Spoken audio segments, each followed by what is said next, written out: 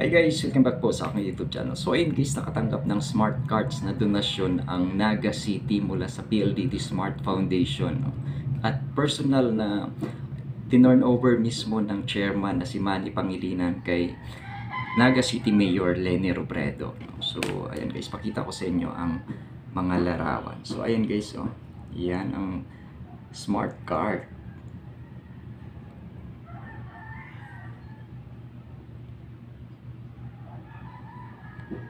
Ayan.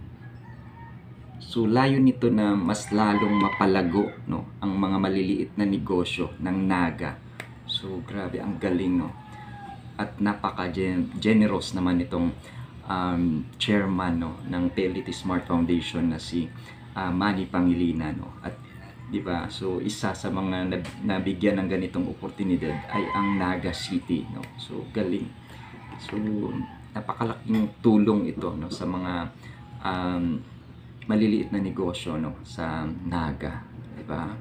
So grabe talaga ang pagpapala no na natatanggap ngayon ng Naga City no sa pamumuno ni Naga City Mayor Leni Robredo no at syempre ng ating future president. Agree ba kayo doon? No? So, 'di ba? So grabe guys no.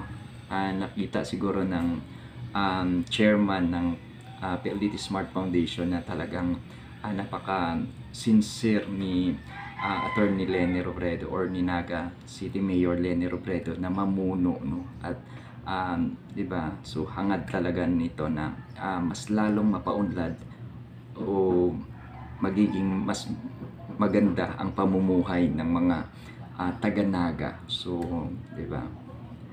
'Di ba? So napakaganda ng nangyari ngayon sa Naga City no, sa pamumuno ni Naga City Mayor Leni Robredo no. So kung nung nakaraan nakita din natin na meron na rin silang Naga app no na magagamit ng mga taga-Naga no. So at ng ibang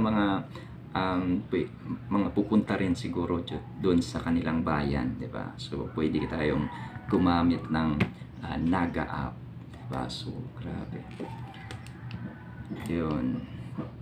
So, yun lang guys na i-share ko lang sa inyo itong magandang balita, no?